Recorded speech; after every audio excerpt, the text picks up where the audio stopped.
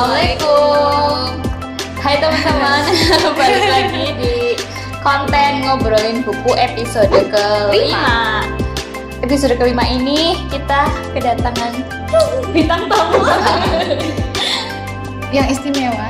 Yang pastinya udah pernah baca buku yang bakal kita obrolin kali ini. Kita juga baca buku ini karena beliau. konfirmasi gitu. Jadi nih ya, karena kan sebenarnya acara review buku ini tuh acara yang Fitri sama Dinar, cuman karena mereka merencanakan untuk review bukunya Rabi Jali, Dewi Lestari, dan karena aku fans berat ya Dewi Lestari, jadinya kayak aku harus ikut lagi gitu. Jadi ya oke, hari ini aku pengen ikutan ngobrol bareng mereka. Buat yang udah berapa kali sih kalian baca bukunya Dewi Ji? Aku baru kali ini Ngobrol sama mereka ya baru. Enggak kamu pernah Fit yang Yang itu, apa, Mbak? yang recto verso. Oh ya, recto verso itu. Itu juga aku rekomendasiin kan. Nonton filmnya juga sih. Jadi kayak ngeracunin mereka buat bacain buku-bukunya Dewi Di. Oke, tapi Jali satu, aku mau tanya dulu ke Mbak Rahmi. Kesan pesannya Mbak Rahmi dari cerita di dalam sini tuh gimana sih? Tapi Jali. Iya, aku tuh sebenarnya udah baca Dewi kan, udah banyak ya bukunya, hampir semua. Iya, semua bukunya Dewi Di udah aku baca. Karena favorit juga ya Karena Mbak. favorit, keren gitu. Tapi pertama kali itu kan filosofi kopi. Itu memang ya Dewi Lestari memang karakternya menarik sih. Bahasanya, metaforanya tuh bahkan dari kata pengantar tuh pasti aku baca tuh. Iya, aku juga. Ini kata pengantar banyak ya Mbak. Jadi awal mula dia kenapa menulis ini tuh dia tulis semua Iya, kan. bener-bener. Yang aku lewatin. Iya, jadi sebelum masuk ke bahas Rapi Jali itu kayak aku suka gitu sama bahasanya Dewi Lestari. Jadi mulai dari penulis, kata pengantar tuh biasanya aku akan baca dengan seksama gitu. Nah terus Rapi Jali 1 ini sebenarnya itu baca itu udah, sebenarnya belinya udah lama, cuman baru baca itu setelah Rapi Jali 2 datang gitu. Jadi aku kayak nggak pengen nunggu terlalu lama gitu untuk dari 1 ke 2 gitu. Dan bener aja ternyata Rapi Jali 1 itu endingnya gantung gitu. Jadi untung aja pas selesai 1 aku langsung baca yang kedua gitu. Kalau kamu buat yang pertama kali, yang kedua kali ya, yang kedua kali. Dinar kayaknya pertama. Iya, Dinar gimana? Gimana kamu kan pertama kali nih pertama kali awalnya itu aduh ini kayaknya bacaannya bakalan berat gitu. Karena aku menilainya cuma dari judulnya doang gitu. Aku kira judulnya aduh apaan ini Rapi Jali kayak gitu. Tapi setelah ternyata Mbak Fitri baca, Mbak Fitri kasih tahu ke aku kalau isinya nggak seberat itu. Nah, akhirnya aku udah tertarik buat baca buku ini. Begitu sih Mbak Fit. Iya, terus tanggapanmu setelah gimana? Setelah membaca Penasaran ini, dan pengen baca buku-bukunya lagi kayak gitu. Kalau kamu Fit, apa yang kamu suka dari yang aku suka sih dari ini Rapi Jali ya. Rapi Jali 1 itu tokoh-tokohnya itu jelas ya Mbak. Jadi itu dari awal itu kan udah menceritakan yang dari pembukaan itu kan ya, planet pink kayak gitu. Jadi kayak dari namanya aja itu kayak udah bikin tertarik kayak gitu. Iya. Jadi memang nih ya, kalau aku ceritain sedikit karena memang aku baca dari kata pengantar, kita baca dari kata pengantar dan aku ngikutin Instagramnya gitu ya, aku ngikutin. Jadi gimana dia awal-awal mau nulis buku ini tuh aku ngikutin Instagramnya. Jadi memang Rapi Jali ini tuh dulu rencananya kan judulnya itu Dunia Pink dan ini tuh ide udah lama banget.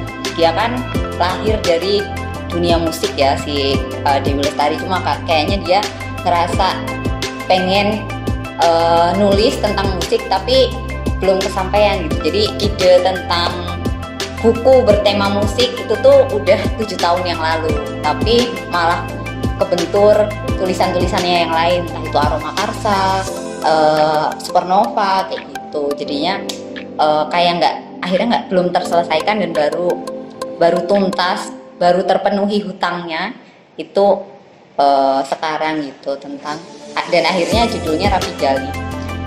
Dan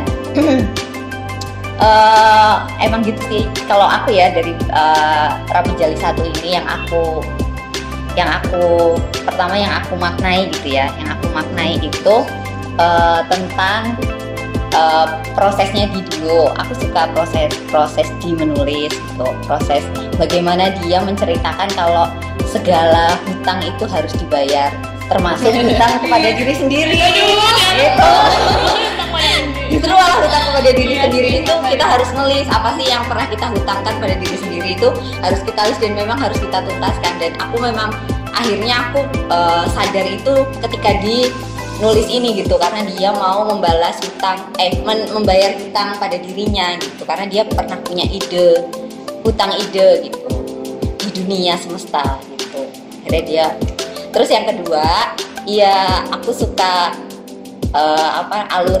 alur dari karakternya, dari Pink terus sampai konflik yang terjadi dan buat kita iya ya, membuat kita ya gimana ya, kayak ngerasain perasaannya, masuk gitu loh Mbak, perasaan karakternya gitu. Jadi tuh aku ya Mbak, waktu baca buku ini nih aku aneh banget gitu tuh. Aku baca malam minggu. Nah itu tuh malam minggu, hari Minggu sama malam Seninnya. Nah hari Senin pagi tuh aku mau ke dinner dan aku tuh habis baca buku Rapi Jali ya. Kan aku skin yang aku ingat banget ini Mbak, cerita yang pas waktu Pink ditinggal sama Yuda. Yuda Alexander itu meninggal, dan itu tuh aku merasa jadi Pink gimana posisi ditinggal oleh seorang kakek yang ya di situ kita nggak punya bapak ibu, dan kakeknya kita nggak tahu ternyata kakekku tuh sakit dan tiba-tiba meninggal aja gitu. Aku merasa ya apa sih ini dunia gimana sih, aku merasa banget. Jadi itu berhasil gitu ya membuat aku pribadi tuh masuk benar-benar menjadi seorang Pink di mana aku ditinggalkan oleh seorang kakek dan tiba-tiba harus ke Jakarta. Itu sih yang bikin aku wah dapat banget sih. Nah, dengar cerita dari Mbak Fitri, yang ada Mbak Fitri sampai mual-mual. Iya, saking terharu. Aku mual-mual gitu. Iya, aku seharian itu nggak enak makan gitu gara-gara. Akhirnya aku jadi berpikir, hah, ini tuh masalahnya gimana sih ya? apa? Aku juga kadang sampai Mbak Fitri mual-mual gitu. Akhirnya aku baca. Tapi memang ada sih, iya di beberapa part yang aku juga ngerasain aku nggak terima gitu, tapi beda di part yang beda. Aku partnya yang pas itu ya. Kakinya itu meninggal. Itu meninggal. Kalau aku tuh waktu bagian Pink itu ketemu sama Guntur ayahnya, tapi dia tuh nggak tahu itu tuh ayahnya gitu. Jadi kayak aku nggak terima, aku sakit hati banget. Kenapa Pink nggak tahu gitu kalau Guntur tuh ayahnya gitu. Gitu sih Mbak. Emosi yang Iya. Kalau aku tuh sebenarnya lebih, aku memang masuknya ke karakter Pink juga, Tapi yang paling aku rasain itu ketika Pink pindah ke Jakarta. Jadi aku tuh ngerasa loh kalau sebenarnya dulu aku tuh kepribadiannya hampir kayak Pink gitu loh, yang pendiam, yang susah beradaptasi, temennya dikit, bingung mau mulai pembicaraan tuh caranya gimana sih. Itu Pink banget. Jadi aku ngerasain suasana kikuknya Pink pertama kali masuk ke dalam rumahnya Guntur, terus sekolah baru gitu ya. Jadi aku ngerasain susahnya beradaptasi di dunia Pink. Ya, oke. Jadi dengan karakter kita pribadi masing-masing ya membaca buku ini pun kita punya responnya sendiri-sendiri ternyata ya. Punya sudut pandang sendiri. Dan kayaknya selain sudut pandangnya Pink, aku tertarik ini Dok. Itu apa namanya? Kinari. Oh, Kinari. Karena belum dijelasin kan ya di sini. Tapi aku kayak penasaran dan aku punya kayak tertarik sama tokoh Kinari itu Mbak Raffi. Tahu kamu gimana Din? Enggak sih, selama ini aku cuma mendarat di Pink aja gitu. Aku kok setelah baca ini terus aku lagi masuk yang kedua, Mbak Raffi yang udah selesai Mbak. Yang kedua aku kayak merasa kok aku tertarik dan penasaran dengan tokoh Kinari yang ibunya Pink itu ya Mbak. Itu gimana Mbak Raffi? Iya Mbak. Yang kedua kita jadi kasih spoiler dikit gitu. Jadi ini untuk diketahui aja. Jadi aku udah selesai sampai dua ya. Dua, Aku udah selesai dua. Fitri lagi baca, OTW. lagi baca yang kedua. Baru Dinar selesai. belum selesai, orang yang satunya belum selesai. Iya, jadi memang ada di buku Rapi Jali 1 itu ngomongin tentang Kinari. Kinari itu tokoh yang muncul tapi tidak ada orangnya gitu ya kalau di Rapi Jali itu, karena udah meninggal jauh sebelum jadi Pink masih kecil gitu. Kinari akhirnya meninggal. Jadi kalau di Rapi Jali 2 itu sebenarnya Kinarinya nggak terlalu diekspos juga, cuma diceritakan tentang kenapa sih dulu Kinari bisa sama Guntur. Iya, aku gitu. penasaran. Gitu. Jadi memang sebenarnya ceritanya agak menyayat juga, maksudnya Gunturnya tega gitu sama Iya, Kinari. yang aku pertanyakan gitu Mbak, kan dia tahu kan udah punya Iya. anak kan, Gunturnya tahu udah punya anak, kenapa ditinggalin gitu loh. Pertanyaan besar yang belum terjawab. Iya, Sebenarnya Guntur nggak tahu kalau Nggak Kinari tahu. udah punya anak. Iya, jadi itu dulu ceritanya, ini spoiler ya. Iya, Guntur itu sebenarnya menjalin cinta sama Dahlia. Tuh kan. Oh ya Oh, Mbak. iya. Jadi sebenarnya cinta sejatinya Guntur itu Dahlia. Cuman karena itu ya yang paling ditekankan di novel ini, Dahlia itu etnis Tionghoa, Cina, dan dia Kristen. Katolik apa? Iya. Ya pokoknya dia nonis lah, bukan Islam gitu. Kalau Guntur Guntur kan Islam, Islam, ya.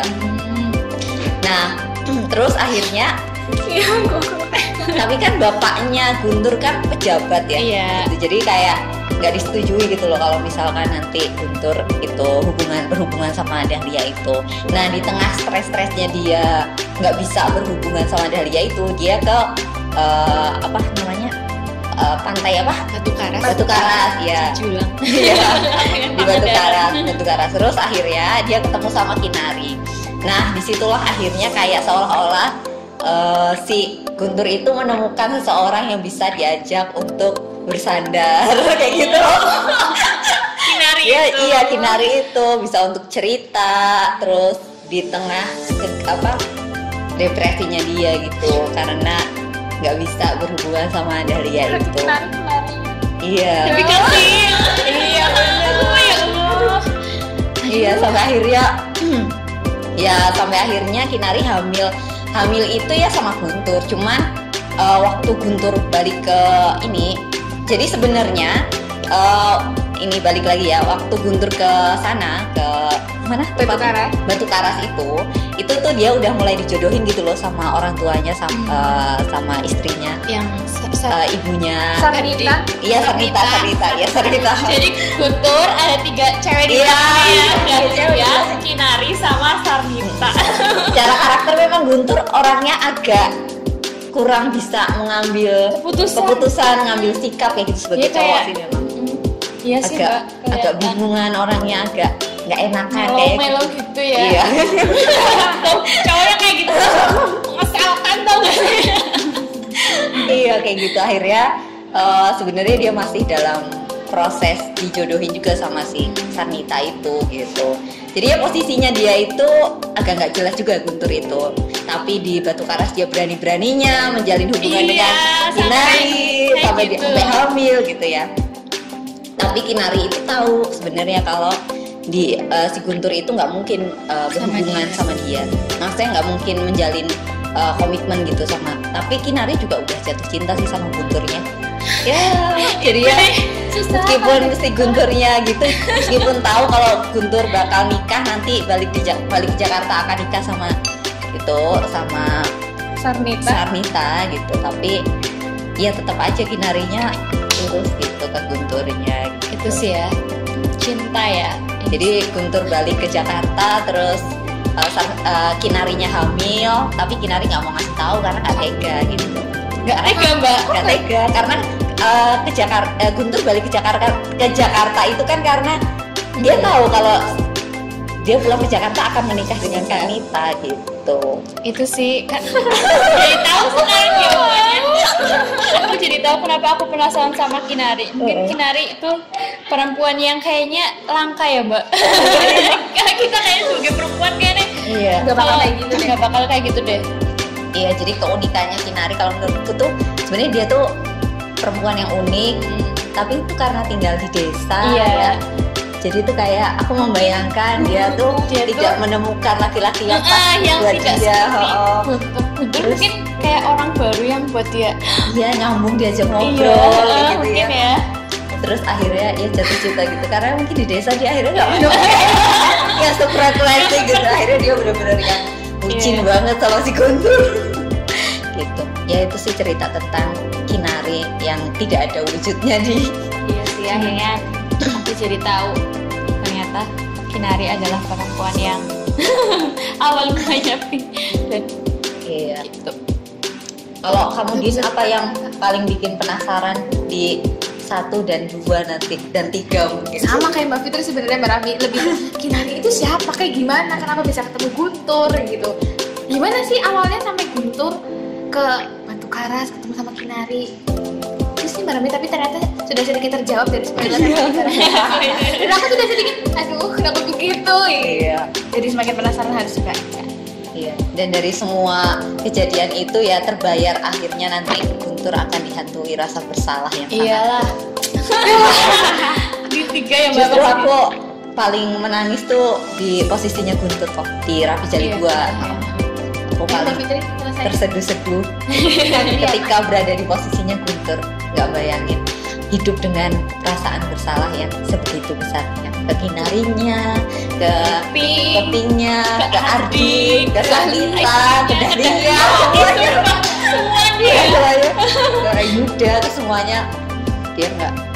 Iya, jadi teman-teman kita kan tadi ngobrolin soal Pink, soal Guntur, soal Kinari ya kebanyakan. Sebenarnya Rapi Jali ini kan singkatan ya Mbak, singkatan nama bandnya si Pink dan teman-temannya. Rapi Jali, Rakai, Pink, Jamie, A-nya Andre ya? Iya, Andre, Rapi, Lode, sama Inggil. Terakhir Inggil. Gimana nih? Iya, jadi sebenarnya ceritanya lebih banyak kan mereka berinteraksi di jadi band kayak gitu ya. Tapi karena kita pembahasannya tadi soalnya kita tertariknya lebih ke latar belakang dari si Pink itu, dan aku rasa sih itu yang bikin aku itu sih Mbak penasaran. Kalau misal yang kegiatannya Pink dalam bermusik, ngeband sama teman-temannya itu mungkin remaja banget ya. Dan sebenarnya secara keseluruhan itu tuh sebenarnya Rapi Jali ini bercerita tentang karirnya Pink sih, mulai dia bakatnya dia bermusik sampai akhirnya dia bisa berkarir. Nah, denger nih dari Rapi Jali 3 itu nanti ceritanya tentang karirnya Pink gitu. Dia udah akan berkarir secara profesional, dia udah lulus kuliah dan udah mulai terkenal gitu. Jadi sebenarnya ya Rapi Jali ini sebenarnya ceritanya tentang proses Pink menjadi seseorang gitu dalam karirnya gitu, tapi masa lalunya yang menarik gitu. Malah diulik masa lalunya Pink. Dan kita kayaknya tertarik ke masa lalunya Pink, gimana kita dari bahas itu sampai begitu ya. Terus kayaknya juga yang paling menarik di Rapi Jali ini soundtrack. Iya, soundtrack bukunya itu keren banget. Soundtrack buku, jadi asik banget gitu kayaknya sensasinya ketika baca buku ini sambil dengerin musik-musik. Sebenarnya di Dewi Lestari pernah juga bikin novel kumpulan cerpen recto verso itu yang ada soundtrack bukunya gitu, dan itu juga asik gitu. Lagunya juga bagus, ceritanya juga bagus. Yang ini juga keren lah pokoknya. Thank you ya Di udah bikin Rapi Jali. Keren banget. Yang itu recto verso juga bagus banget, itu banyakan romance ya Mbak, dan itu keren banget sih. Kayaknya nggak kerasa Mbak Rahmi, Mbak Fitri sama aku tuh udah ngomongin Rapi Jali ini tuh panjang lebar dan lumayan lama. Kesimpulannya sih kalau dari aku sih ini wajib dibaca bukunya sambil dengerin soundtrack lagunya. Lagunya bagus banget deh, nyampe banget ke hati ya. Terus semoga kita bisa baca sampai 3 ya. Tiga. Kita lagi nungguin PO yang ketiga. Dari PO sampai tanggal 14 Desember nanti. Jadinya kita lagi nungguin yang buku ketiga. Dinar nyelesain buku 1 sama dulu. Aku ngebut nanti. Semoga nanti pas kita semua udah selesai baca 1, 2, 3 kita bakal bahas lagi yang Raffi Iya, Dinar. soalnya aku juga penasaran tuh sama Iya. kabarnya Guntur itu. Nanti kesimpulan apa di akhir kita setelah Apa sih yang membaca akan terjadi? trilogi Rapi Jali ini, nanti kita bakal bikin video lagi. Jadi tungguin terus. Mungkin udah cukup ya Dinar, Mbak Rahmi. Thank you Mbak Rahmi udah Oke. datang nih. Dan udah merekomendasikan Iya, Ini buat kita jadi wow. Mungkin itu saja teman-teman. Nantikan video-video ngobrol buku kita selanjutnya. Wassalamualaikum warahmatullahi wabarakatuh. Bye.